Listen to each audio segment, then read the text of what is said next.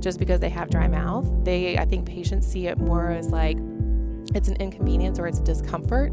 They don't realize that they're really high risk because they're not producing enough saliva. They don't correlate that makes them a really high risk dental patient. So it really falls on us to have that conversation with them. Our job when we're recommending products to patients is to educate them on what to expect. We have to give them appropriate expectations. Or doesn't matter what the product is, if they use it once and think that should have lasted them all day long, they're going to tell you that didn't work for me. You have to set the expectation. If you have a patient, especially a female, that sits down in your chair and reports that they have multiple sclerosis or RA or lupus, I would talk to them about dry mouth. Do you experience it? Because we know those are the primary autoimmune conditions that Sjogren's is a secondary condition too. So it kind of starts to have that conversation to say, you should keep it on your radar. And then just educate them that they should keep an eye on that. Yeah, this is a tale, oh yeah, a tale of two hygienists.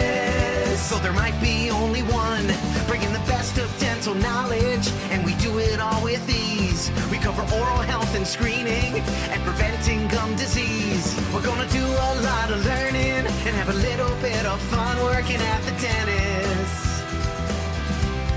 A tale of two hygienists. Welcome back, everyone, to another episode of A Tale of Two Hygienists, episode number 342. My name is Andrew. I am your host. We are recording live from RDH Under One Roof. I told you last week that, we didn't really have anything planned for today's episode, but, I think we have, 15 or 20 episodes planned, and this particular episode you're about ready to hear is Brooke Crouch, who, a phenomenal human being. But I'm joined today as a co-host for not only the episode, the interview, but also for the intro by Erika Flateau, like plateau with an F. Actually, I don't know if I probably put too much emphasis on the F or whatever. Welcome and thank you for being here. Thank you. It's my pleasure to be here with you, Andrew. Thank you so much for allowing me to kind of co-host and get You did great, buddy. get a little taste of what you do. No, so you'll hear her again on a future episode because we've done 2 together already, and I'm really amazed by your line of questions. I'm like, I should have asked that question. I did. It's not even on my radar. Oh, well, that's why we well, thank you. We compliment each other. Yeah, and also, okay, this is your normal voice right there. When you ask questions later on, your voice does change, and I appreciate it that you're trying to be like host like voice. It's pretty cool. I have my there it is radio voice. That's the one. So no, but it's super fun having a co-host on here. I really appreciate you doing this. Can I also say though, this is networking. The reason why we're even we know each other, networking to exact at its best. Yeah. I mean, do you want to tell the story about how we connected?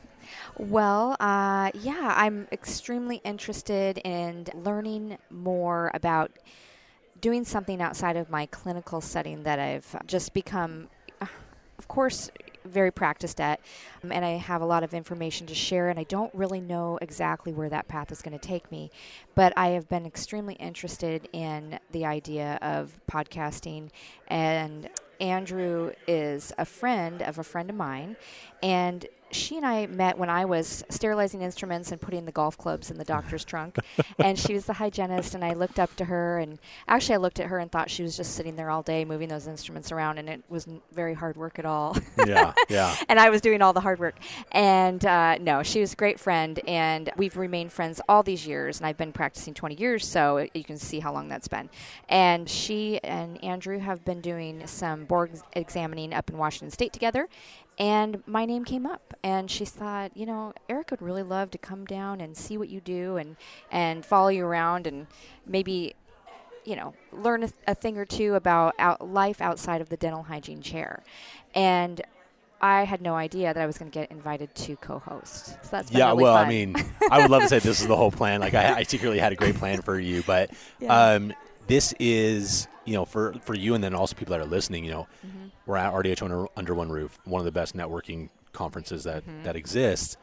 And things just happen when you're just around. Like you can't really plan these things. Right. So this morning we happened to run into Jackie Sanders, right? Like, And she's the Jackie Sanders. awesome. Yeah. So sweet. I had so much fun with her in the 2 minutes I spent with her. Yeah. But I would love to get into working with dental hygiene teams specifically. And I'm here just to serve and see what I can learn and who I can meet. I'm not really here with any sort of agenda. It was really interesting. I just bought a plane ticket and came down. And in the couple hours that I've already spent, I've made some fast friends. Yeah. And some people that are doing some really amazing things. And that is the world that I'm excited to get to try out. I love it. And you took the red eye. I so did. you're like on almost no sleep, and you are, like I said earlier, like bright-eyed, bushy-tailed, like just like loving this experience. So Yeah. these are the type of people I like to be around. People who just love life, who loves like the profession like you do. So anyway, so if any of you listeners are out there, like I'm want to engage with Erika, or you want to work together, or even if you are like a dental company or something like that, if someone want to reach out to you, how would they find you? Well, they can go to my email, which is Erika, ErikaXandEKSUND@gmail.com. And currently I have digital business card, digital QR code. I'm working on my website. I'm being available electronically, but I'm working with someone because I'm just in the infancy of this. But I would be happy to speak to anyone about being interested in me working with their team, specifically the dental hygiene team. So many coaches come in and work with the practice as a whole, and I really feel as though I've developed some methods and an approach that's different with working with patients, and it's relational based. I think it's revolutionary, and if anybody would like to reach out to me and enjoys my personality, I think that doctors would be pleased to have me work with their team. Okay, so, sorry for this mini interview, like on an intro, but I'm so happy that you're here. I think, this episode is going to be really good. I really enjoyed it. Brooke is amazing. We're going to talk about a little bit about Sjogren's, dry mouth. There's some really good products and protocol that you guys are going to hear about. Don't forget that next week we're also doing the part 2 of the leadership with Josie Sewell and Sarah Thiel. So make sure that you guys are there for that. It is the final of the 2-part series. As always, make sure you guys are subscribing, tell your friends, and I think that's it for us. So here is the interview. A tale of two hygienists.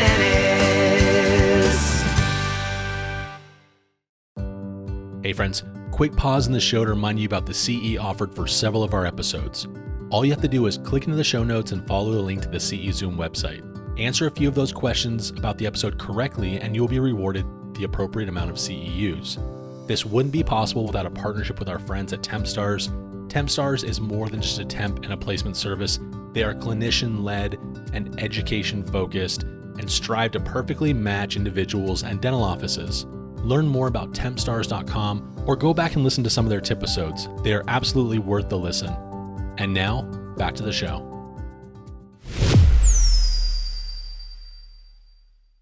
So, listeners, we're actually going to talk today, I think we're going to talk today about kind of just xerostomia, dry mouth. Brooke, I think you'd probably be, who else is really, not that you probably want to tell who your competition is, but like you're probably the most expert in this that I can think of.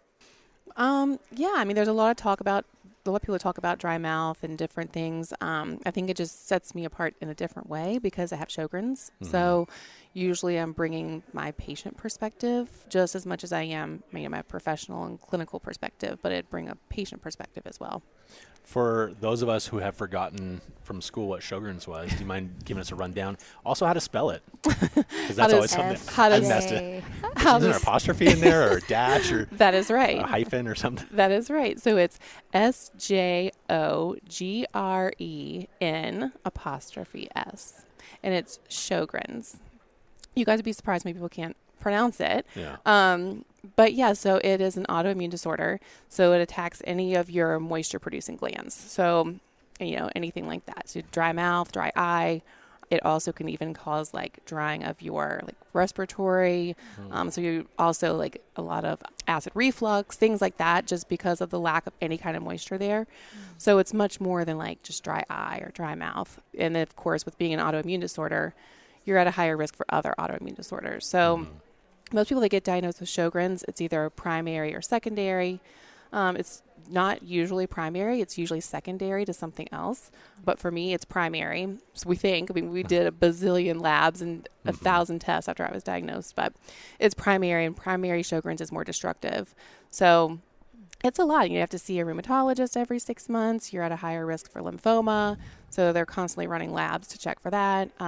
Medication options are just kind of geared at slowing the progression. But, they're high-powered medications, immunosuppressants, and not ideal. So that's Sjogren's. Now, if you don't have to answer this if you don't feel comfortable doing it, but like, to what extent are you worried, like on a day-to-day basis, of like what things do you have to do to manage the symptoms? Yeah, I mean, it just depends. So also it's kind of like if you have any other kind of medical conditions, right? So if you have allergies, your Sjogren's is much worse because you deal with allergies. So, which I have like year-round allergies. So it's definitely a daily management. And then constantly, it's kind of one of those things where it's like after you're diagnosed, you see the appropriate specialist. They'll tell you like, because Sjogren's is still kind of, it's not, I wouldn't say it's greatly understood. So it kind of becomes this like, well, we've got to stay on the lookout for other, medical conditions like RA. So rheumatoid arthritis is a very common one. Lupus is another one. So they're always kind of like waiting to see, if anything else presents itself to be a secondary condition. So it's definitely something I think about every time I get a little ache and pain that's kind of consistent. I'm like, is it age or is there a problem? So yeah, it's definitely something that stays on my radar. And why does someone have primary and why do they have secondary? Have they figured out why this happens to some people, not others? I think it's just the autoimmune cascade. Usually once you're diagnosed with one autoimmune disorder, you're like 4 times more likely to be diagnosed with a second. So most people are usually diagnosed with something like lupus or multiple sclerosis or rheumatoid arthritis. And then Sjogren's will sometimes be like a secondary to that, like after years of the other condition. And it's funny because my Sjogren's was diagnosed by my endocrinologist. So it wasn't even like my primary care. I mean, I had been saying for years that I had dry eye, but I wore contacts. And I feel like me telling my eye doctor that I had dry eye is like our patients telling us they have dry mouth. It's something we hear all the time. We're just like, oh, you do take medications. Right. We don't really know. I mean, that's exactly what happened. But I get that, your eye doctor, just like our patients see us like once every 6 months or once a year. It's a very common complaint they hear. So they never thought we should look into this further. And it was actually my endocrinologist that was like, I think we should test you for Sjogren's. And I could not believe when it came back positive. And I think he couldn't believe it either. But I was thankful that he kind of listened to that complaint and explored it because I was diagnosed pretty early. Didn't have a lot of dry mouth symptoms at the time. A lot of people go years without being diagnosed. Is it true you have to lose more than 50% of your saliva before you notice it? That's probably accurate. I'm not 100% sure about that percentage, but that is probably accurate because, even when we think about dry mouth, we think about our patients. Yeah. The percentage of dry mouth is so crazy. It ranges it's like 0.8. The ADA reported it was like 0.8 all the way up to almost 65% of patients. And that wide range is because it's subjective. So we're waiting for our patients to tell us that they deal with it. And exactly, like what if they don't tell us until they've lost 50% of their saliva? And your mirror is sticking and you're going, exactly. You don't notice this? And exactly. Yeah. I mean, I temped some last summer. And of course, dry mouth is like on my radar. So every time I'd see a patient, like, do you deal with dry mouth? To have that conversation. Yeah. So I'm like, how can I help you? And I would have my mirror stuck to a patient's cheek and you ask them, do you deal with dry mouth? No. And it's like, how? What? Yeah. So I wonder. You might, So it's like, well, no wonder the data is it's such a wide range because we're waiting on patients to complain about it. And they don't realize that just because they have dry mouth, I think patients see it more as like it's an inconvenience or it's a discomfort. They don't realize that they're really high risk because they're not producing enough saliva. They don't correlate that makes them a really high-risk dental patient. Yeah. So it really falls on us to have that conversation with them. Is there a classification? Sorry, I might have missed this. Is there a classification for like an objective measurement of dry mouth? So you can do it's a procedure like in office where you can stimulate saliva and see how much flow a patient gets. There's different things you can do to see like truly what someone's salivary flow is. I don't know anyone that's doing that in their offices. I think they kind of just go by patients to report, or you notice it on the medical history, something triggers you to think that they could deal with it. But then pH testing, which is something that we're hearing a lot about, salivary diagnostics, pH testing, because that's the thing. You have a patient that's in your chair, even me, your hands are in my mouth. I'm probably going to have a decent salivary flow at that time. Sure. But it doesn't mean I have quality saliva. You know, if I actually tested my saliva, my pH is like a 5 most of the time, and I have like no buffering capacity. So, you know, I don't think that we're doing a lot to really test that. Do you think that if you move to Florida with the humidity, things would just be better? I mean, I'm hoping. We'll test it out this weekend. We'll see. I think that you should. I think that'd be actually be very fascinating to know. It's like, oh, my eyes are just like less dry. I mean, in this air conditioning is probably not the best. But I know. That'd be interesting. I know. Well, you know, I was here in Florida for about a month ago for almost a week. and where were you? Were you really close to me? And you didn't even say hi. Yeah, I remember that. Feelings aren't hurt though, buddy. Don't worry about it. I know. But I mean, I didn't really pay attention to like my salivary flow, but I swear to you, like I feel better when I do have a little bit of like warmth and humidity, because I do get a lot of like joint pain. I don't know how that correlates to Sjogren's, but it is a very common complaint. It's like joint pain. And yeah, I feel like I felt better when I'm in warmer weather. So sign me up. Do you think though that warmer weather climates might mask that too for other people? It could. Yeah, I mean, there might be a higher incidence rate if we were freezing in Absolutely. Florida. Absolutely. Very well could be. And then I know some people that have autoimmune disorders, and they're actually worse with the humidity. So that's the thing about autoimmune things. Everybody's so different. Yeah. Everybody that has Sjogren's has different experience. Everyone that has, you know, autoimmune things, everyone's so different. So it makes it really hard to like treat, and you're really just treating symptoms. Do you find that there's more diagnosis in like an older population or a younger population? Like, I mean, I would imagine that people that are kind of older are seeing their doctor a little more regularly. Right. So might get diagnosed quicker, but then I also think sometimes your older patients, that some of their complaints could be chalked up to age. And so maybe it's not listened to as well. I'm just getting older. It's fine. That's normal. Right? that knee that you can't walk, it's just age. You can tell the weather by your knee. Yeah. But yeah, and then I am finding, especially when I was temping and then just talking to hygienists in private practices most days, Sjogren's patients are getting younger and younger. I mean, I was 33 when I was diagnosed, and I hear that very frequently. And that's actually, I mean, it's good because you identify that. It's bad because you also are so young. Your risk of having other problems is much greater because you're younger. And with autoimmune stuff, you just can't control it. You can be as healthy as you want, but autoimmune things are just really hard to control. You can't. Yeah. Gosh dang it. Well, now identifying perio as autoimmune disorder, Right. so, and finally recognizing it that way. So I'm thinking dry saliva, Sjogren's, perio. Exactly. Yeah, exactly. And that's the thing with like dry mouth too, is that when I got my diagnosis, of course, I'm a hygienist. So I'm like, okay, we are going to get on this, like anything and everything. And what I found personally, I was a hygienist for I'd been practicing probably 8 years when I was diagnosed. I didn't know what to even do for myself. I mean, I didn't really know what the best solution was going to be for me. It's taken me years to kind of figure out what works for me, how, I can stay on top of prevention. Every time I go to the dentist, every 6 months, I'm like on pins and needles because we know Sjogren's patients are very hard to treat, rampant decay. And so, yeah, it's kind of crazy to be a hygienist that's battling that.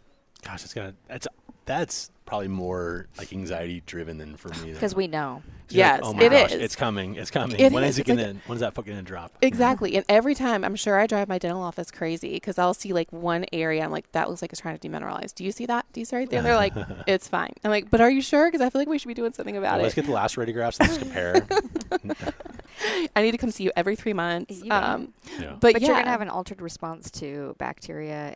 And so it's probably a good idea anyway to go more often. Yeah. I was telling an office, I was doing a lunch and learn for an office the other day, and I'll tell offices that I have Sjogren's and try to talk through like any dry mouth questions they might have. And they're like, well, what do you do? And I started telling, they were like, wow, you're really on top of it. And I'm like, well, because you have to be. I mean, it's prevention. Like, it's all prevention. And every time I go to the dentist, I've never had a cavity ever. And I've still stayed that way. But I'm just like, I have to do all those things, or I'm going to be, I get emails from patients across the country with Sjogrens that just ask me, like, they're losing teeth, they're discouraged, and they don't know what to do. And so it's, I can send them all my list and try to help them that way, but we got to get more on board with that can be overwhelming, that list, though. I mean, if you go from like 0 to all of these things you have to be doing. Very overwhelming. And patients that have Sjogrens, especially ones that email me, they have lost teeth, and they have dealt with recurrent decay, and they've had failed implants, and they've had, everything you can imagine go wrong because of their Sjogrens, because their saliva quality and their dry mouth. So they're defeated, they're not exactly, I don't know, just a little bit, they're just a little pessimistic on what works and what's going to help them. And some people just kind of accept that they're going to lose their teeth. They think that that's just the progression of Sjogrens. It doesn't have to be. Do you feel like the caries risk of a patient with Sjogren should already be high, like automatically? High? So does that mean, we kind of touched on this a minute ago, but like, is this a 3-month radiograph situation for incipient decay? Like, how often would you advocate if you could, right? Because Alera, as low as reasonably achievable, but we're trying to fight this incipient turning into something big. Exactly. So I think, that automatically puts you at high risk. And I think you have to look at that patient's past history as well. So like me, I've never had a cavity. I don't have any watches. So once a year radiographs is okay with me right now. If it was a patient that had, before their diagnosis, we were seeing a lot of decay, we were seeing a lot of incipient decay.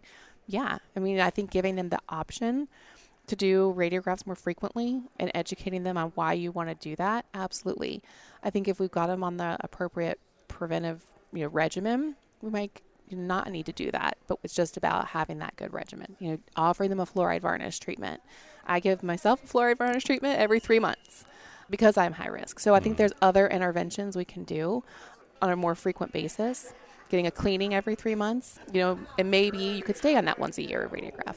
Can I ask you about fluoride varnish in dry mouth? I believe in fluoride treatments. I do them for all my patients, but there's talk out there about if there's not enough saliva and you are doing fluoride as opposed to like an MI paste or something, that you can be actually pulling minerals from the enamel as opposed to finding them in the saliva because it's not there. Right. So any thoughts on that?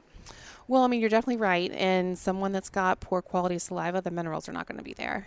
And I do think depending on your product, if you're using too many things, you could be, diminishing the effect of certain things. But I think a fluoride varnish treatment, even if they do have low salivary flow, even if they have low quality saliva, still doing that, you're still going to get the uptake of the fluoride into the enamel. So, we're kind of looking for that fluoride uptake. So I don't see where that wouldn't be beneficial, even if you are low salivary flow. And then like for me, like I said, I use a whole host of different things. Can we go into those? Yeah. Can you just start listing your regimen? Yeah. So the one major thing I have found was using my water pick. So that's not really a product, but I never thought about it, but with low salivary flow, you are not clearing food debris. And I'm like, oh, sure, I do great. No, I don't. And so I'll brush and I floss and I'll use that water pick, and I'm shocked at how much stuff comes out. So a water pick, I feel like, is essential. Patients with Sjogrens can get like flares, almost like if you think of, any kind of disorder, you can get like a flare. You get that with Sjogrens too. And sometimes when that happens, I'll get almost like a mucositis. My mouth will be so painful. And so my water pick is like my lifesaver when that happens. So definitely a water pick. And then, of course, I use a 5,000 parts per million toothpaste at home, morning and night. That's definitely something I'm doing at home. And then, of course, I mentioned I do a fluoride varnish every 3 months. And then I also am using Xylamelts. I use Xylamelts. They're great because they're self-adhering discs, so I can put that in. I use those at night. I tend to not use those as much during the day, but I'm using those at night mostly. I use our Elevates. Go into that a little bit more before we go into Elevate stuff. So it's a disc that you stick to the roof of your mouth? Yes. So it's got like one side's like a self-adhering disc. So you put it on I put mine in the roof of my mouth. The package says to put it on like the buccal mucosa. I don't like it because it rubs against my cheek too much that way. Yeah. So I like to put it in the roof of my mouth. But then, of course, if I have it there and I'm speaking during the day, Not ideal either. So that's why I mostly use it at night. And then I just do different things throughout the day if I need it. And then it just kind of slow releases xylitol throughout the night. And then I'll use our Elevate All Day Spray. I keep that with me all the time. So it's got a high xylitol content. It's got like a mucoadhesive gel, so it's a thicker spray, so it lasts longer. And then I chew gum on a regular basis that's got xylitol in it. It just depends. Like I tend to use a gum that I can find over the counter. So Icebreakers is one that lasts a long time. It's got xylitol, sugar-free. I keep that with me pretty much all the time. How's your jaw joint? It's actually pretty good, Okay, shockingly enough. Yeah. Are you a chewer though, or do you just put it in your mouth? And I it chew hangs it. out? I chew it for like 5 minutes or so, and then I kind of just leave it Yeah. until it dries out. Which Icebreakers does tend to last longer for that. I use clear nasal spray too, because that's got that xylitol nasal spray. With Sjogrens, everything is dry, so your nasal passages, your sinuses. So I use clear nasal spray. What else am I doing on a regular basis? That's probably the majority of what I'm using on a regular basis. But every time with like products, when I'm talking to different patients about it, you have to have like varying modalities. You got to have different ways of delivering that relief and that product. I love a spray because I can use it throughout the day. I can keep it with me. I also like my Xylomelts because they'll stick in and I can keep them in at night. My gum, everything has a different purpose, and I can use it at different times during the day. So it's never going to just be like one single thing is going to take care of everything. It's just finding different delivery methods. And then even thinking outside of the box, like clear nasal spray, thinking about using that on a regular basis. And I mentioned autoimmune. You tend to get sick more often with autoimmune disorders. So using things to help keep you healthy, really important. That's kind of my... Do you ever find that your body kind of adjusts to some of your protocols and like you have to kind of shake it up a bit? Thankfully, no. I think one of the things I battle more recently, and it's probably, I don't know, it's maybe just allergy stuff, but having like a dry throat. So most of patients with dry mouth deal with really bad dry throat. Sjogren's patients especially. And that's trickier. Is this daytime, like all the time, or is this when you're sleeping? Okay. Daytime. So that's tricky. It's tricky because it makes your voice really like low and kind of raspy because your throat's so dry. So that's a trickier thing. I do think that's where something like a thicker gel or spray kind of helps, because you are kind of using that and then you're swallowing that also. That tends to help a lot more also. And then just drinking lots of water. What are they based? So the all-day dry mouth spray, so it's 44% xylitol. It's also got like it's like a mucoadhesive gel that's there. But yeah, it's going to have that higher xylitol content, but that's just with that gel being in there, it lasts a little bit longer. But it's still not something, every patient's going to be different with any products as to like how long it lasts. So like the all-day spray, sometimes like for me, it might last me 45 minutes to an hour, but I don't produce much saliva at all. Other patients, it might last them a lot longer. But that's our job when we're recommending products to patients, is to educate them on what to expect. We have to give them appropriate expectations. Or doesn't matter what the product is, if they use it once and think that should have lasted them all day long, they're going to tell you that didn't work for me. You have to set the expectation, like, okay, you should expect this is, you're going to use this 3 to 4 times a day, or the Xylomelts, I know how long that's going to last. You just have to set the expectation for the patient. Well, I've had patients say that they sip water all night and they'll wake up, it's disrupting their sleep. And then, of course, when they sip water all night, they're getting up and also going to the bathroom. Hydration's important, but that's why the spray has been so well received, because you can keep it on the nightstand. Yeah. You don't have to get up and spit out, and you can spray and have that relief for a few hours. And then, of course, on the go in your purse, they'll have one in their nightstand and one in the purse. And it's not having to be near a sink, and not having to... to be able to still have some relief with something really convenient. Well, and the biggest thing too, when you're thinking about products, because there's 1,000 things out there, what works for me, someone else might find that something else works better for them, because we are all so different. But pH of products is really important too. Knowing the pH of your patient's mouth, knowing the pH of the products we're talking about, that's important, because if it's an acidic product and they already have an acidic pH, that could be harmful for them. So it's really important to kind of know that and be aware of that when we're talking to patients about it.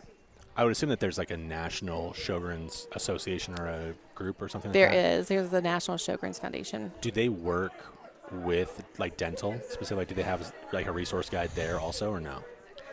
Yes and no. I think that we could do some more work with some of that. Because one thing I get asked a lot is kind of like a Sjogren's informed dental team. Like that's my goal is to have Sjogren's informed dental teams that includes front desk too. You know what I mean? Like my whole goal is that we have a dry mouth Sjogren's informed team. As the foundation, the Sjogren's Foundation grows too, having some sort of directory of someone that's been offices that have been like trained and kind of certified as like Sjogren's, aware dental team or something like that. Because patients that are in other states, they're looking for offices that understand Sjogren's and will put them on good prevention protocols. It's not easy to find that kind of stuff. So yeah. So how do you do that though? How do you get the whole team calibrated? You tell me. If you tell me how to do that. You're the expert. It's challenging. I have done a CE for like a study group here in Virginia. So I'm based in Virginia. I've done a study group where dentists attended, and that's the start, right? Because my message is a Sjogren's informed dental team. And I talk about the fact that your front desk should be educated. I had an email from a Sjogren's sufferer. I can't remember what state she was in. It wasn't Virginia. But she was trying to find a new dental office, and she called and asked the front desk. She basically said, I have Sjogren's. Basically, like, what do you guys understand? Like, you're kind of interviewing them a little bit because, like I mentioned, these patients have been through a lot dental-wise. And the front desk person thought she was trying to make an appointment for a child because she had no idea what Sjogren's was. So, like, that's something we have to change. Because then what happens with that patient? They leave. They don't make a dental appointment. They feel like nobody's going to be able to help them. You know what I mean? So there's just I don't know. I don't know how we get the dental informed team on Sjogren's, but I'm trying. That's your mission, though. It's my mission. You're going to be the one to do it. That's my mission. Break through. Well, I mean, I feel like it's hard because I feel like, and please do not be offended, but it is a daunting word. It is. It makes me, when I see it, think, oh my gosh, this is going to have to be a 20-part lecture series so I can figure out what this is. And it's not that complicated. Right. But it also tells the clinicians, like, you're not where you need to be. Like, if you don't know what this is already, like, you need more C. Yeah, and it is. I mean, I think any time that we have a patient that wants to talk to us about dry mouth, I mean, I remember when I practiced clinically, too. You've got an hour. There's a lot to get done in that hour. Dry mouth is something we hear very commonly, just like dry eye that I was reporting for so long. And it's hard to know what to tell them. It's hard to know where to direct them and what to recommend. So it does feel like, oh, we're going down a rabbit hole with this, and it does. But I think it can be simplified. I really do. I think it can be simplified. And I think just raising awareness to the dental team to just say, this is what Sjogren's is. These patients are very high risk.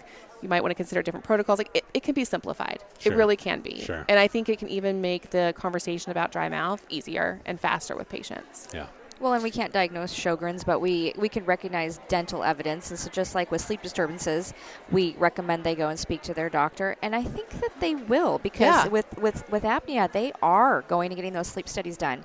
So if you're noticing something after seeing a patient many times in the dry mouth, seems to be, and you're going to see other factors too, like what you're describing with caries and perio.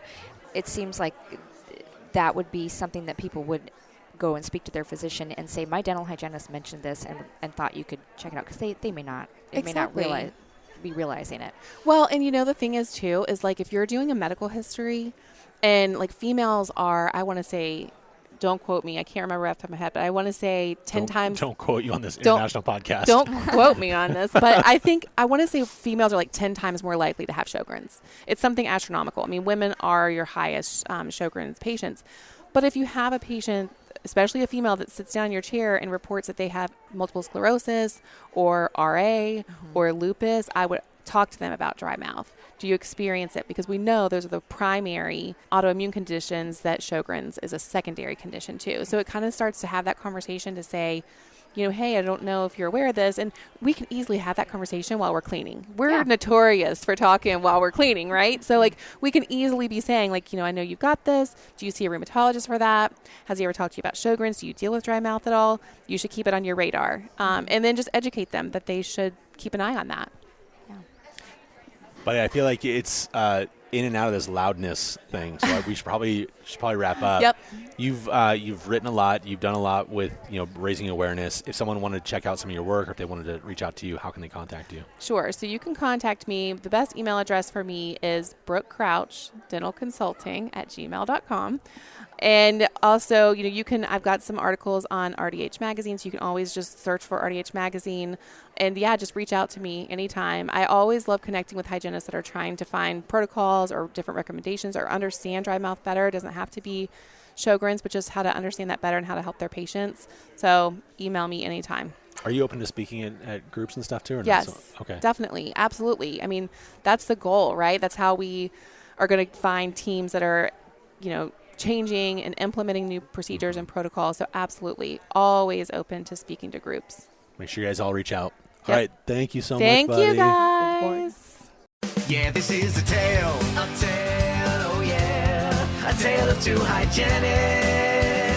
So there might be only one, bringing the best of dental knowledge, and we do it all with ease. We cover oral health and screening, and preventing gum disease. We're gonna do a lot of learning, and have a little bit of fun working at the dentist. A tale of two hygienists.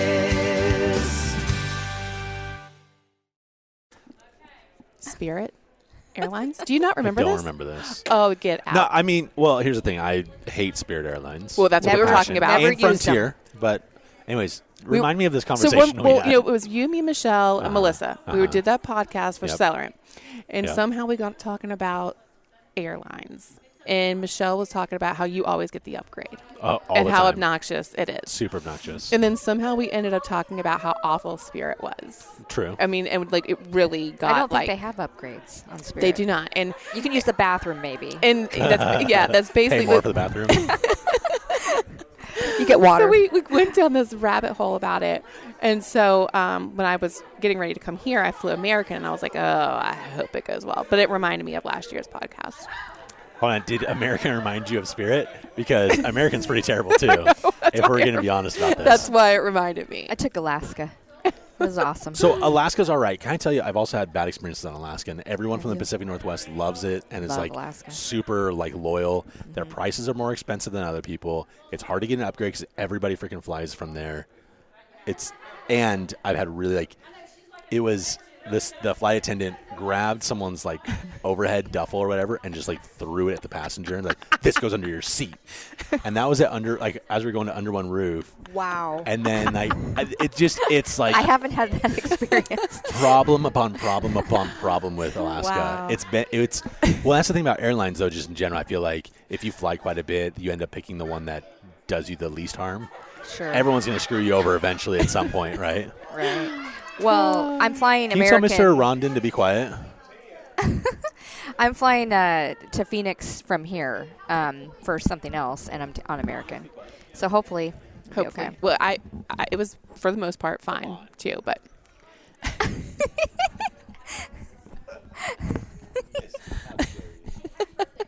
Thank you very much. Appreciate it. Okay, sounds good. all right, let's take a selfie. Okay. Who has long The podcast arms? has already started. You guys don't want to just take a selfie during our precious recording time? Oh no. No, it's fine. Well, I can't even So get. to continue on with the airlines thing, though, just to Well, I finish was- this off. well, and United now- is okay. the best, and that's Okay. all there is. Well, They're a that's- sponsor of the show. Well, I was gonna say now you can see how we got so carried away because look at what just happened. We were Yeah. just starting. We ended up down that rabbit hole. I That's didn't the end of know my we story. were Is that recording. I thought about our podcast last year when I was flying American, and I thought, That's cute. let's hope all goes well. So, because you're out of, where do you fly out of? 'Cause you're in Roanoke, right? Virginia, which is like nothing. Okay, so I mean, do you have options really? Though? I have Delta if I want to leave like 5 a.m. or American. Okay, well, Delta is better than American. But I know. And then just a last little bit of tidbit, just in case we leave this in the episode, because I don't know if that we actually will, but I will tell you, when you find that precious Alaska or whoever you're going to end up being with, just stick with them. I know. Yeah. Just always stick with one. Don't try and get $20 cheaper fares and jump. Your expectations have been managed. Status makes so much sense with only airlines. Status with rental car companies doesn't matter. True. Status with hotels, it kind of doesn't really matter either. What's a bigger room? I mean, it still has a bed in it. I don't know. Just that part drives me crazy. But airlines, like first class, lounge experience, like all that stuff is so much better. The Alaska Lounge in Seattle is nice. The new one in the end gate's I beautiful. I bet. Yeah, I thought of you also when I boarded the plane and walked past everybody in first class with all that room, and I was like, Andrew probably got an upgrade. Yeah, I mean, I Don't even tell I me. drove here. Thank Oh, goodness. that's right. Because you're going to move down here, right? I Eventually. would love to be down here. That's what my end game is for you. Mm-hmm. And then I will tell you though, the upgrades have only been about 50% this year. Oh, Yeah. what's happening? I don't know. I think just more people are flying now. So anyway, Okay.